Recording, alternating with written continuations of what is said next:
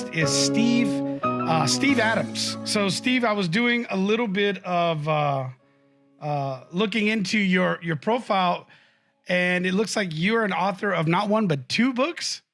Yeah, two books. Yep, 7 years apart. Yeah, I seen that. That was pretty cool. I'd known that you recently, congratulations on it as well, released your newest title. Was that this February, right? 2021. Yeah. Unleash the Peak Performer Within You, correct? That's correct. Yeah. So actually, I have it on my list, so I'll have to be checking that out. I'm always reading at least one nonfiction, entrepreneurial type of self-improvement book per month. It's always on my list, so I'm just going to add it to my reading list. Well, just send me your address. I'll mail you one for free.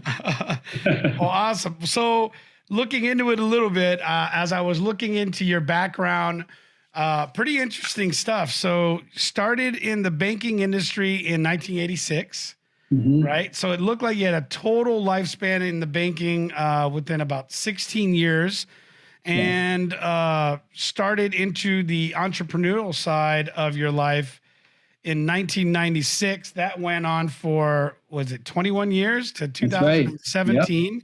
Yep. All kinds of stuff under your belt. So as I looked through here, I mean, a store franchise within, looks like you had mentioned this was the pet supplies, right? Just pets as an industry in general.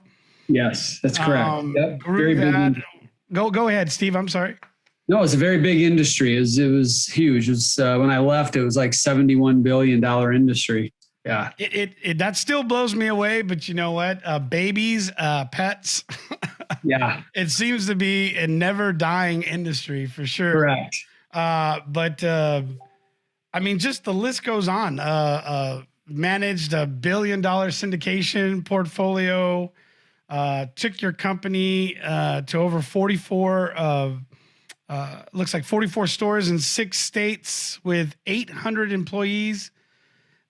With revenues of around $100 million. That's correct. Yeah. So pretty incredible. So yeah, I'm excited. Thank you for being on our show and getting to introduce yourself to the audience. So by all means, give us a little bit of a story on how you got to this point as an entrepreneur, and most importantly, why we're here is to talk about your new venture, which is the Tiger Performance. Is that right? Did I say that right? Yeah, Tiger Performance Institute. And then we have a second company called Tiger Medical Institute. They kind of work together. Yeah. Okay, so this is to talk about the Tiger Performance Institute and Tiger Medical.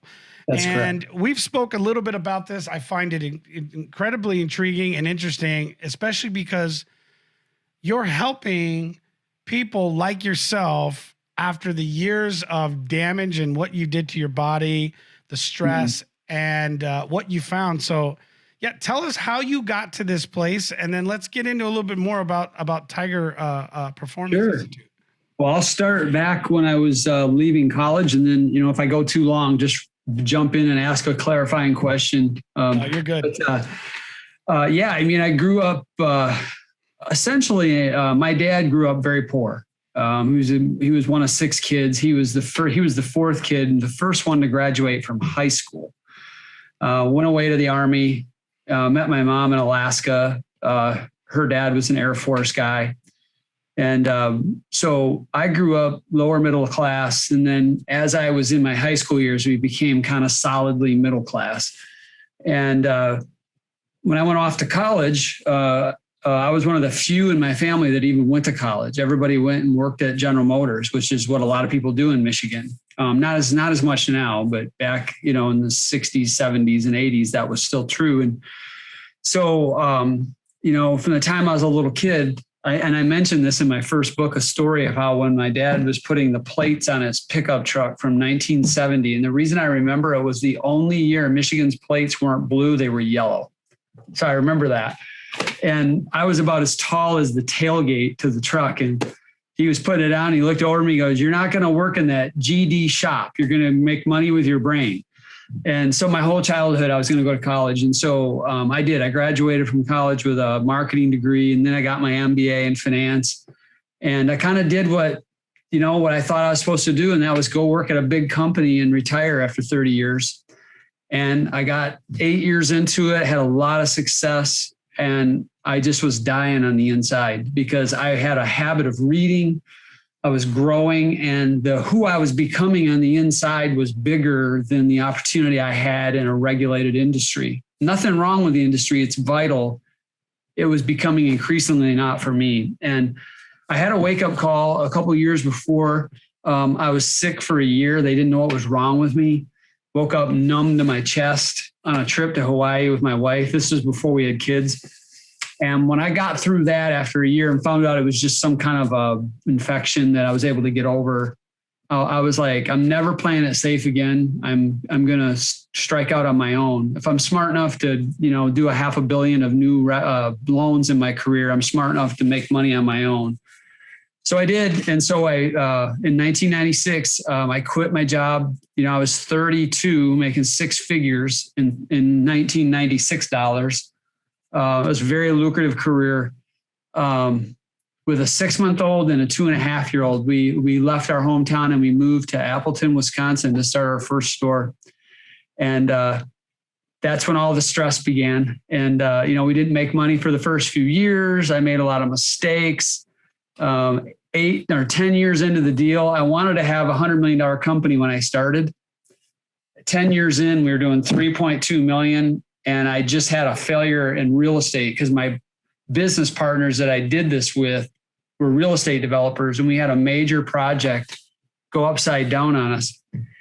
And here I was 43 broke. And I knew that I was looking at a decade to climb out of that. And so our whole plan was we would work our way through that, pay everybody back. One partner went and got a job. The other partner stayed in. And then our vision was we would take our 2 stores and grow it into something big. And so that's what we did. And just the accumulation of the stress and the fatigue of traveling 100 nights a year to these 6 states, I ended up burning out. And so I sold my company to my partners at 53 years old, and I took a year off. And out of that pain and out of that experience, I started this company.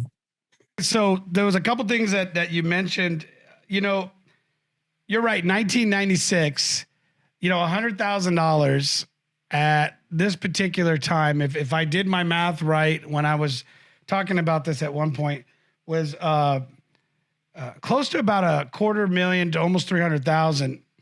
If you're looking at that $100,000 to $150,000 mark in today's money, yep. Right? So you 2 children, right? Wife.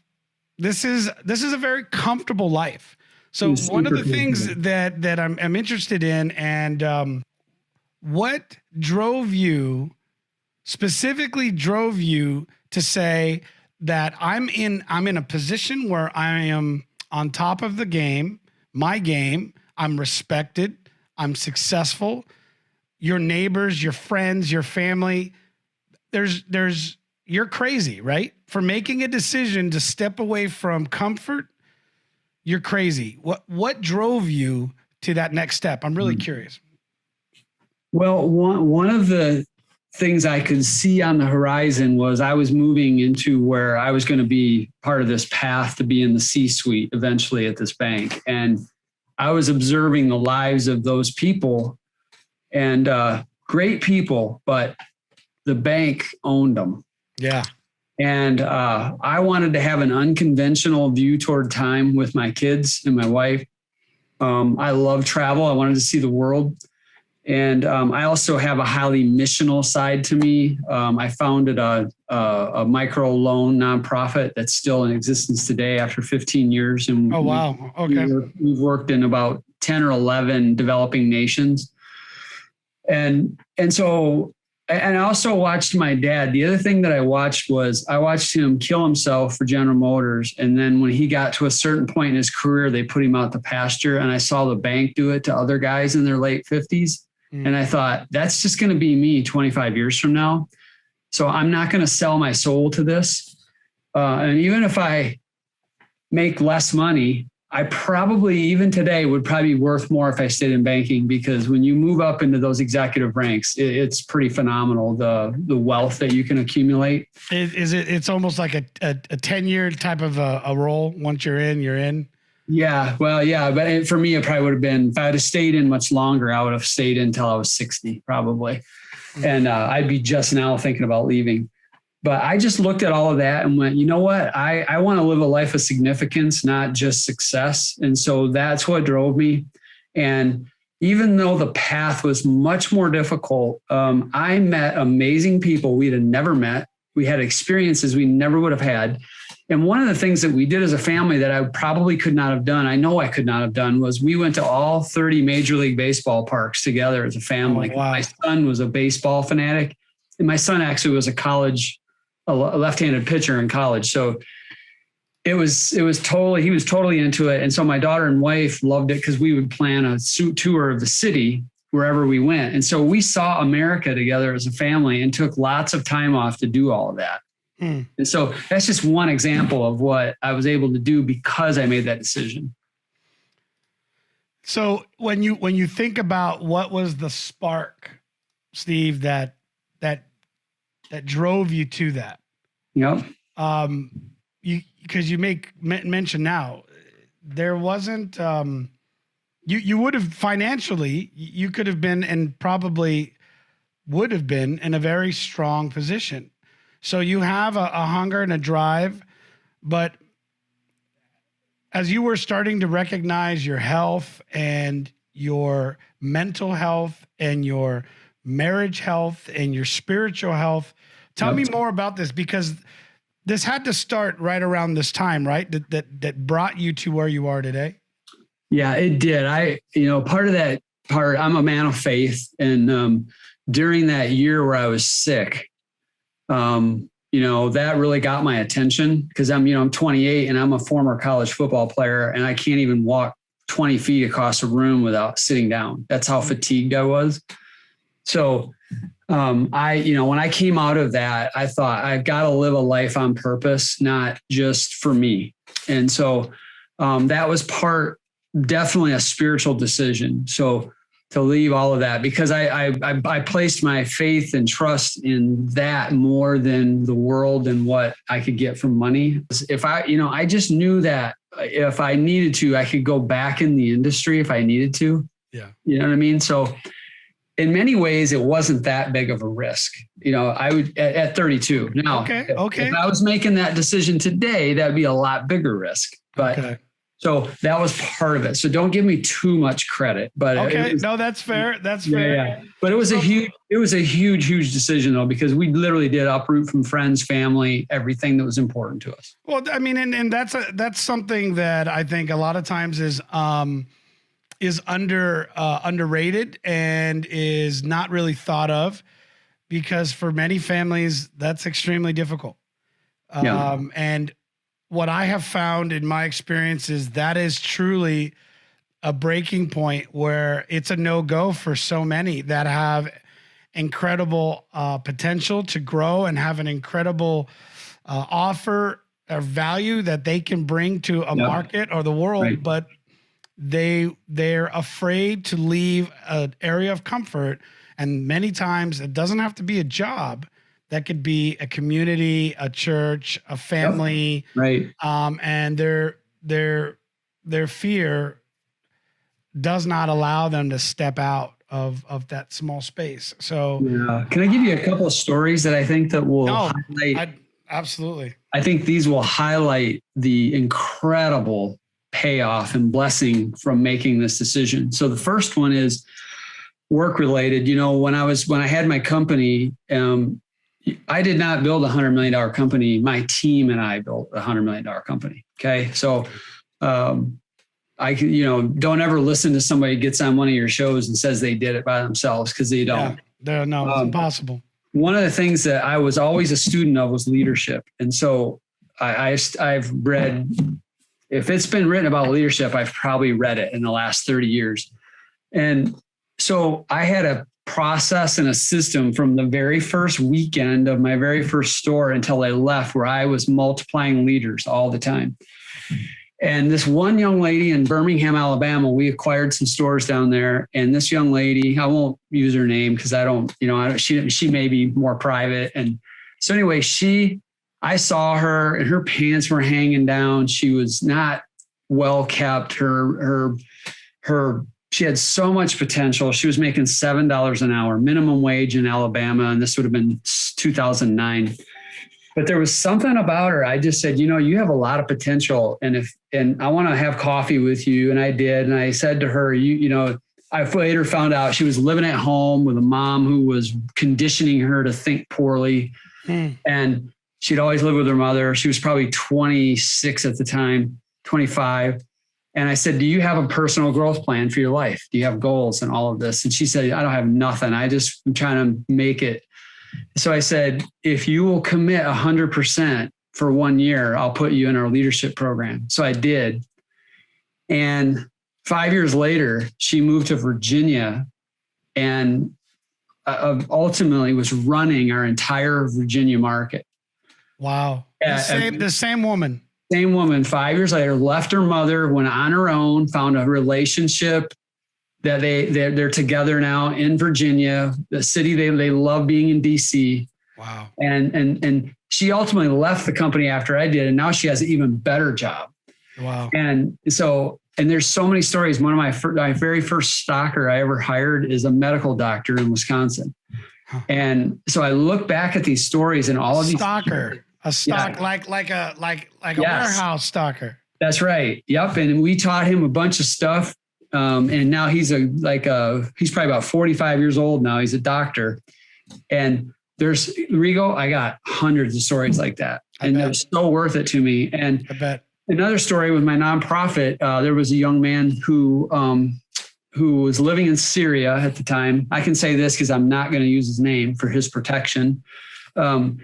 And he was part of Assad's, basically their CIA. Okay. Okay. And he became a person of faith, and his father paid 16 armed guards to escort him out of the country so he wouldn't be killed. And I met him in our program. So our program was launching entrepreneur startups. Okay. So we have this program, and he is there in Ukraine, where I'm at. So we're in Kiev, Ukraine with our program. And this guy, after he goes through our course, starts up a business. He's almost destitute. He's by himself. He's fearful. He can't speak Russian. And so he goes through our program. He goes back to Syria to see his parents one last time. He comes back to Kiev a year later. We put him in business, and a year later he pays us back. And now he's got this thriving business exporting dogs and wild birds to Jordan and in the Middle East. Wow. And the guy is wealthy now, and he's helping other people. And so those are just like, I never would have been able to do either one of those. None of those stories would be true today in terms of my involvement if I just would have been selfish and stayed at the bank. You know, those don't have a value, right? You can't place a value to that. Right. So thanks. I mean, Steve, for sharing that. That's awesome. So now you spend, what was it? What did I say? 21 years? Is that right? 21 years. Now from being an employee with an entrepreneurial drive and spirit, which is, in my opinion, why people feel unsettled. Yep. I like to call them the unemployables. Yep. And I think maybe you'd agree with me, but there's a fine line between the unemployable that can fall to the left of this razor's edge, and they end up going into a life of making poor decisions, or they are inspired because that's what it takes. It takes a spark. Yep. And then they become incredible entrepreneurs or creators or innovators. I've always really been inspired by that fine line. I've always seen the same in powerful businessmen to powerful criminals. Yes. The line is so close.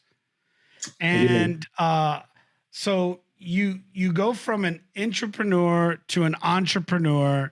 You're learning, you're making mistakes, you're learning again, you're building a team. And now you're coming to the end of this 21-year run. What starts the process of saying, I need to find out what's wrong with my body, and this is going to be my passion? Great question. So when we were in Virginia, so I actually moved to DC myself personally when we did an acquisition there, even though I was I was running the company.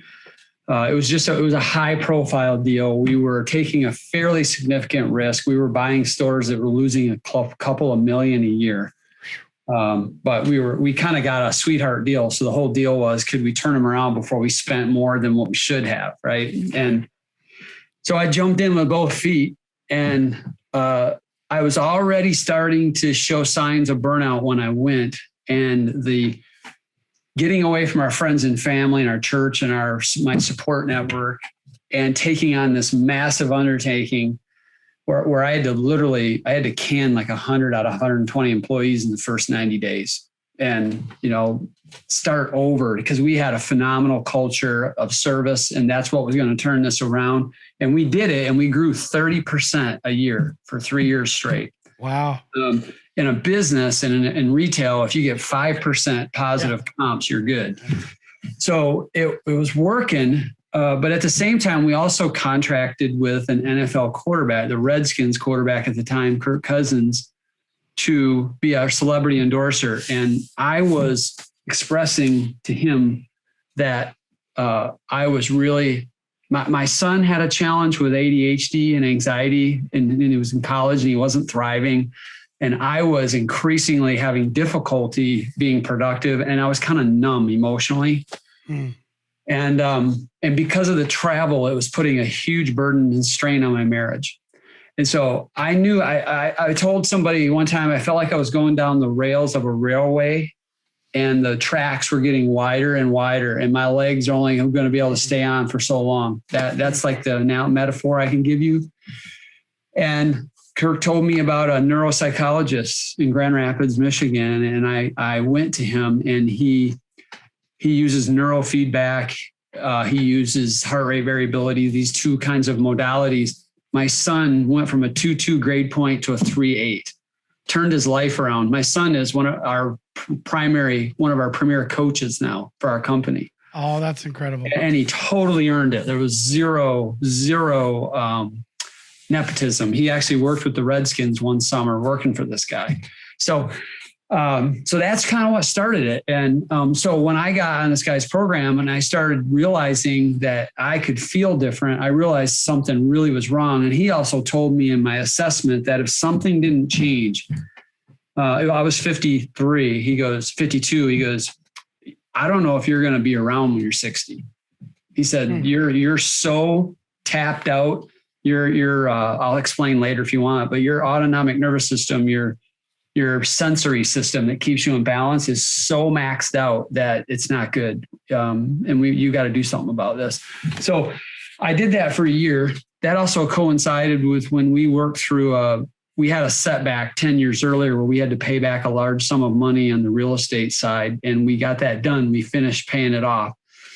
And so I felt cleared by that. That was like a breakthrough.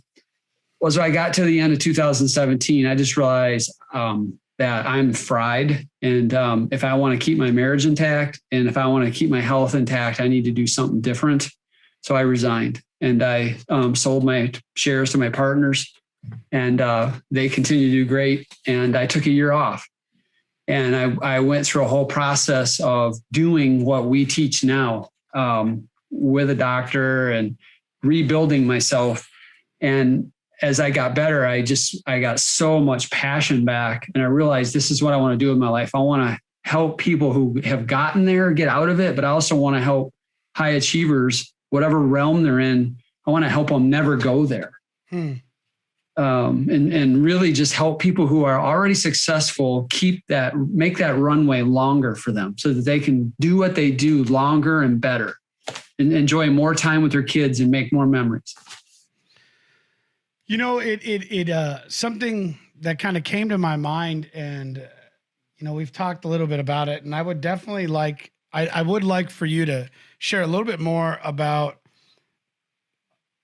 in layman's terms, as much as possible, the automatic nervous system, why this is so critical, to the human body, or to as individuals, especially producers.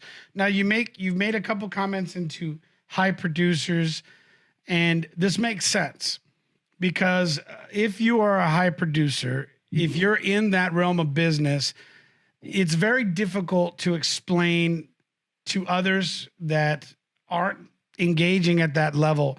And you tend to make relationships with others like you because the last thing you want to do is insult someone that you care about, but to say you don't get it, you don't understand, it just doesn't work. And so when I met you and we connected right away, what you had talked to me about resonated immediately because I already knew that that you understood. You've got years on my experience, and you knew right away what that burnout felt like, right? Mm-hmm. It makes me think now, how outside of just a high producer, how much of the body's automatic nervous system and the other elements involved in this type of what would you consider this a medical healing process, a mental healing process? Is this a hybrid of both?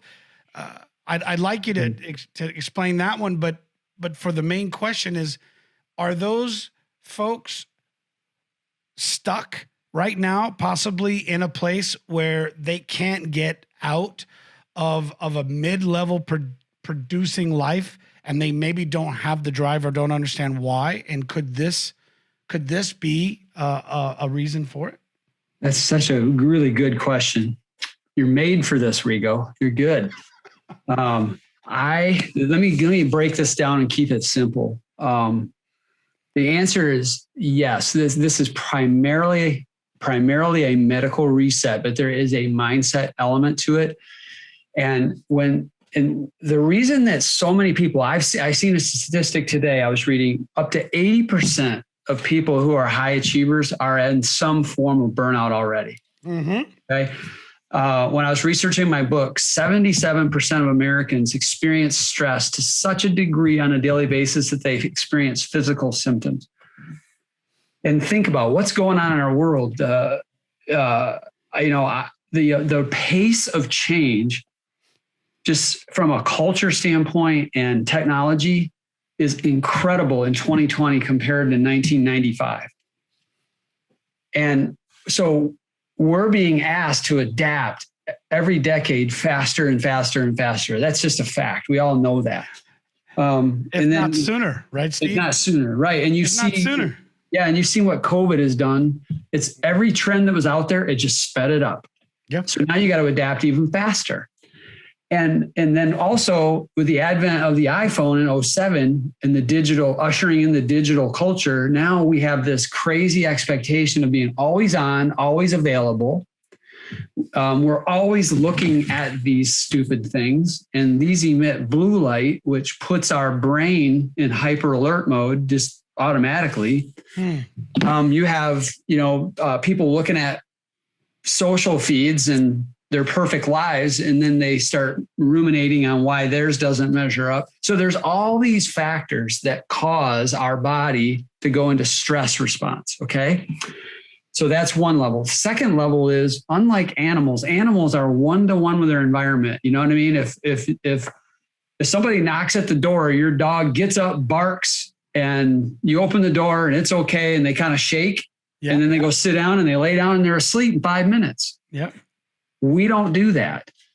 We do that when something real comes to us. But if we made a big mistake in our past, Or if we are anticipating all the things we've got to do in the next 90 days, we put our body in the same flight or fright or fight mode as if a lion was chasing us, just in the theater of our mind.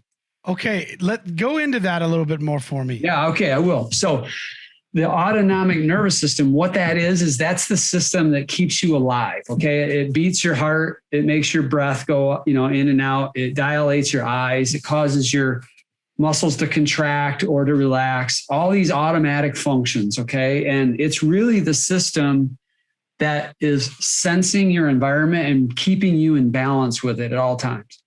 So the problem is when you activate the stress side, there's also a recovery side. When you activate the stress side and you stay there chronically, it's like you're an automobile, like a Ferrari going down the Autobahn in Germany, mashing the gas pedal and the brake at the same time. Okay, now, Rigo, what does that do to the car when you do that? Oh, it's not going to last very long. No, it's going to wear it out. It's going to wear the brakes out. It's inefficient. It uses more fuel.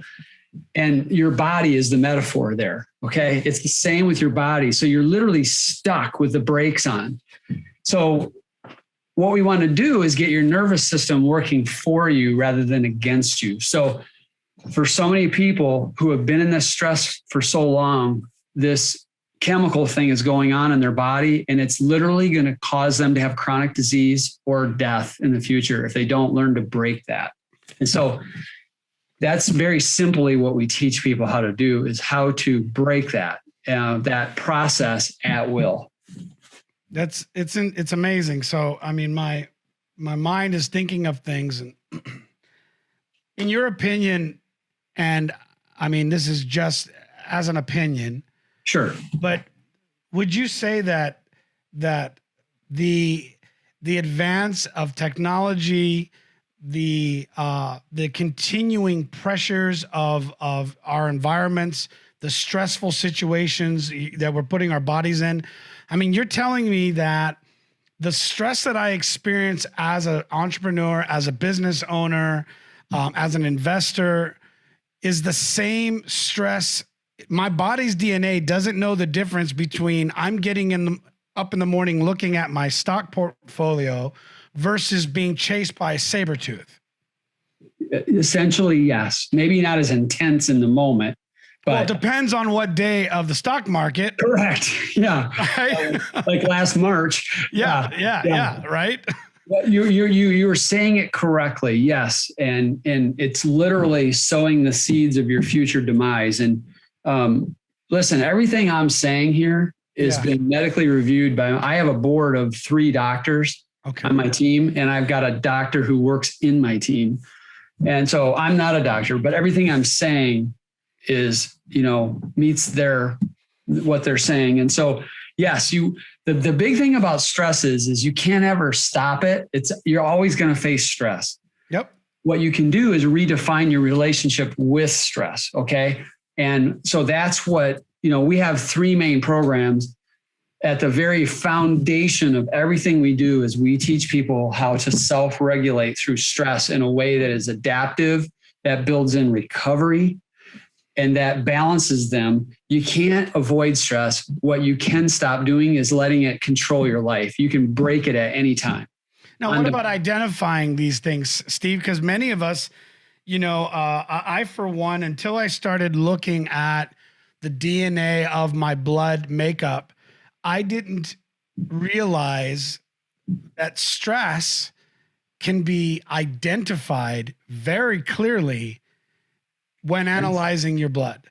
And so can I assume that a part of what you do is also helping people identify the areas of stress that maybe they just see it as a day-to-day? We do in our coaching process. And one of the things that helps you is, when you're in the habit of being in stress, you don't even notice it. Yep. I didn't notice it. But when we work with someone and they start doing our heart coherence training, they right away feel the difference. I mean, right away, the first time they do it. And the more that they do it on a daily basis, they start to realize what not being in the stress response feels like. So when they going forward, when they get stressed, they go, oh, this is what that feels like. Now they notice it. And we teach them to notice it. And then when you notice it, if you want your first opportunity, stop and do your thing with your app we give you. Do it for 3 minutes. Even if it's for 3 minutes, you'll reset yourself and it'll actually benefit you for like 2 or 3 hours after that. So that's the first step. The second step is it also shows up in your sleep. And we're really good at fixing people's sleep. So what we do is basically with high achievers is we identify their stress and teach them how to fix it. We evaluate their sleep, teach them how to be their own best sleep coach and fix that. And then we do a bunch of high-level analytical measuring testing to show them what their genetics are and where they are today relative to their genetics. And then we create a hyper-personalized step-by-step plan to optimize their health for the long run. This is interesting. It's incredible stuff. So the Tiger Performance Institute is the company that is bringing this to the market. Is that right? That's correct. Yep. And so Tiger Medical Institute, is this the medical backing arm of the business? Yeah, Tiger Performance will do the stress and sleep without the medical side. And we also have some online courses on peak performance and flow states training and how to work in flow. That's what we do. But when someone wants to do, the whole health optimization longevity piece, we bring the Dr. Matthew McNamee into the process right at the front end. And the client gets multiple interactions with him and a health coach for a year. Plus, we have a geneticist actually do a summary of what their what are the takeaways from their genetic summary. And so Tiger Medical Institute, it fulfills that part of our program, but also we have local concierge patients in Seattle, Washington, where our Tiger Medical Institute is located. So It's not only a local medical practice, but it also provides the medical backing to the national piece. That's incredible. So I mean, really what you're helping in today is in one way, it's you are a part of a medical healing practice for the body, but this also sounds like I see this as a lifestyle enhancer. I see this as a performance enhancer. I mean, if we look at the root of, for those of us who have been married, how long did you say? I was reading your bio. 34 years. 34 years. Okay. So, nearly 20. And I get it. One of the things that I understand, not 34, but I get at this point, is that when we're off, everything is off. Yes. And when I work with other business owners in my coaching, one of the things that I ask is, how is their relationship with their spouse or significant other? Because if this is off, everything's going to be off. I agree. We look at someone as a whole person. So yes, we will delve into the dynamics of the home relationship if they open up. Okay. We won't, press into that right away. But we are talking about what they're doing professionally. We're talking about their health. Dr. Matt certainly gets involved with the marriage relationship because usually, you gotta remember, most of our clients are 45 plus, men or women. They're both by this time in life, the stress is taking its toll on their hormone production. Yeah. There's imbalances there. There are problems potentially with libido or performance in that area. There's usually midsection of the body weight gain that they can't get rid of.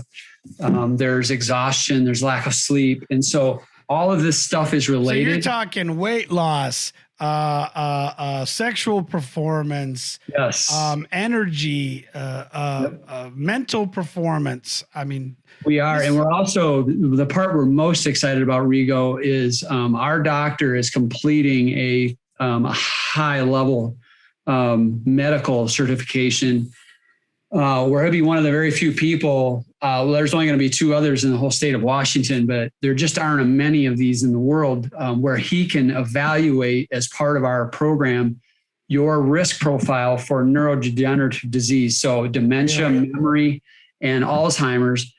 And if you've got any of those in your family, we're going to find out if you're at elevated risk for it. Wow. And here's the problem right now. 99% of the people get that news and there's nothing they do. It's too late. It's too late. Yep. So, but this Dr. Matt is getting trained in the protocols with this guy from UCLA, that he's the only guy in the world who's shown that you can prevent this stuff. I was about to ask, I mean, is this breakthrough medical innovation? I mean, Yes. So this isn't just Steve Adams building another business. This is Steve Adams introducing the world to a medical breakthrough. Yeah, I wouldn't take that much credit. Dr. Bredesen, who is the guy who certifies physicians in these protocols, is the breakthrough guy on the cognitive enhancement and optimization piece. Where my innovation is integrating these 3 pieces. Because here's the problem: where you go, a guy like you or I, there's really great guys like Dave Asprey and Ben Grenfeld out there and others who biohack and have all these cool things, but we're too busy to study all that stuff and learn it all. Yeah. So what my innovation is I understand the client, and I've brought a curated 80-20 approach that includes this leading edge approach to cognitive care. But also our doctor is not traditional Western medicine. He's a naturopathic MD. So he comes at everything from a preventative. So he's looking at root causes. How can I look at your genetics to see what you're at risk for, and then use the protocols from the genetic partner we have and compare that to where your tests are today and go, what are the 1 or 2 things I need to zero in right now to give you the biggest impact? And then we'll just keep working out that ring as the years go by working together. That's incredible. That's incredible. Where do you see this technology from a medical position? I'd like to know what your thoughts are. That where do you see this 5, 10, maybe even 15 years from today? And it's interesting that you mentioned, because I know that there are some there's some equipment, there's some technology that people can use, from a ring that monitors the body, right? Apps that help follow a process. And if you look at the rise in technology today in the mobility technology, right, that's beginning to change. And according to some high-profile stock market folk, this is going to be bigger than the cell phone boom. I agree. I think that the quantified self, the connected self to your health data is going to only grow. But still, you have to know, what do I do with this data? Yes. And so we connect. So we, every one of our clients that goes through our second and third, our middle and our higher level program, get an Oura Ring. And then we connect that to our dashboard. And then our coaches can see the data, and then they educate that person on what they're seeing and how to make it better. But, back to Dr. Matt, and with the cognitive piece, here's the really cool thing. If we can identify it in your 40s or 50s, and then he'll develop a customized plan based off what your genetic markers are and the protocols that he's learning from Dr. Bredesen. And we will put you on a life plan that will vastly, dramatically reduce the odds that you'll ever get Alzheimer's or memory loss or dementia, even if your family has the history of it. That's the cutting edge stuff. That's going to become more common, because Dr. Matt has told me many times, he said there's an epidemic of Alzheimer's, like up to 1/3 of the population could get it in the next 30 years. And so this is a way to catch it early, because if you have it in your genetics and you've got it in your family, by the time you're 40, it's already started. Well, see, and this is the thing that makes me think is when I look at the increase in our society today of obesity, heart diseases, Alzheimer's, cancer.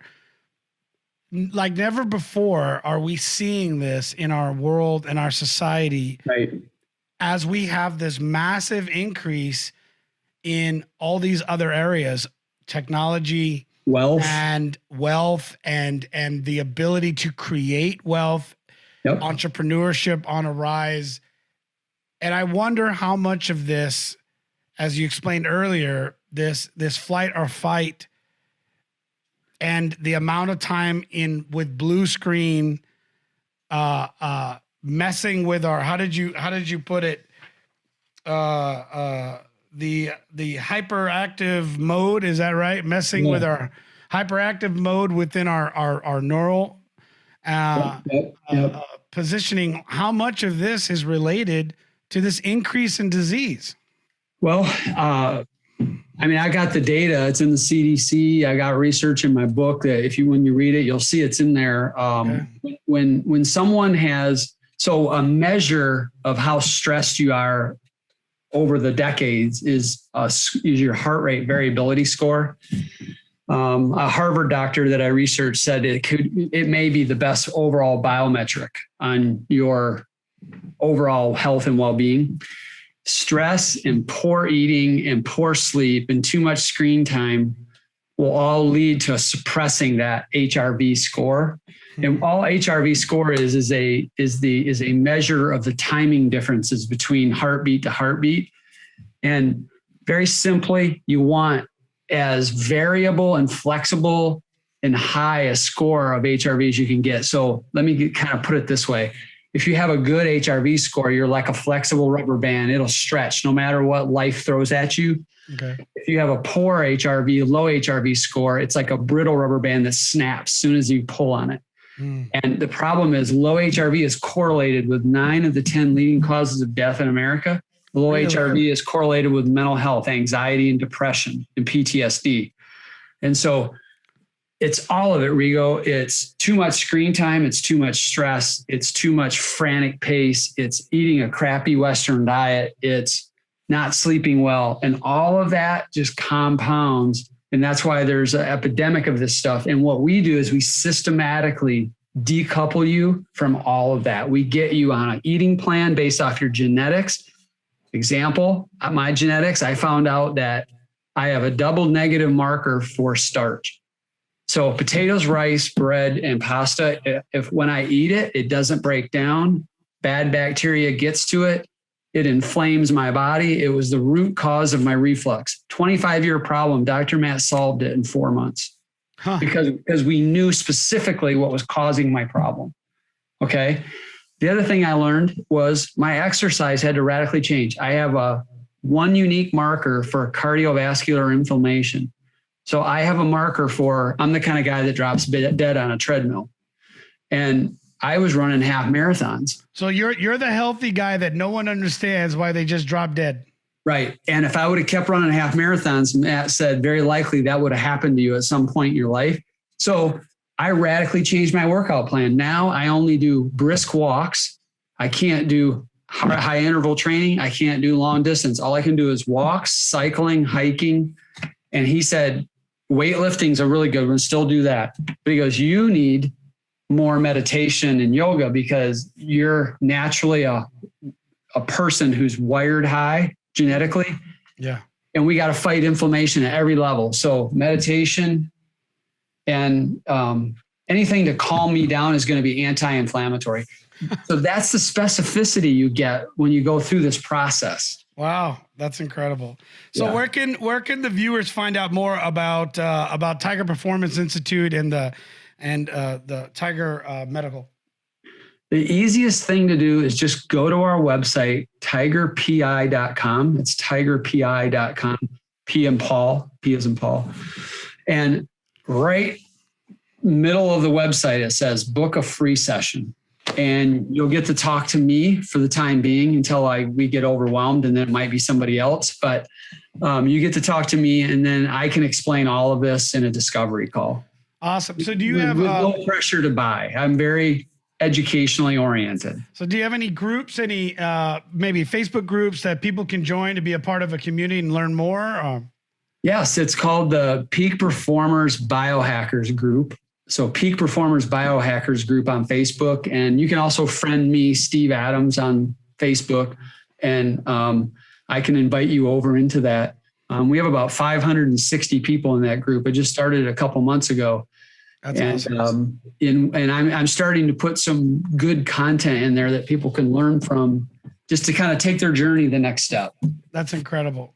Well, awesome, Steve. What we'll do too is we'll go ahead and put it in the info here on this video. So for those of you watching, you can look down in the information of this video, and we'll put Steve's links to his social media, to his groups, and definitely to the books and your website. Man, you've got all kinds of. Listen, there's no excuse why you can't find out more about what it is, who you are, what you do. I think it's incredible. Thank you so much for sharing with us and being on the show. And I look forward to reading your book. Thank you, Rigo. I'm just grateful you had me on, and I'm passionate about this message. And, I would just tell anybody listening, don't wait. You don't even have to work with us. Just find a doctor who is more naturopathic in nature and get genetic testing. Work with somebody who will help you on this journey. We'd love to work with you, obviously, but just start. Don't wait. Awesome. Well, thank you. I appreciate it.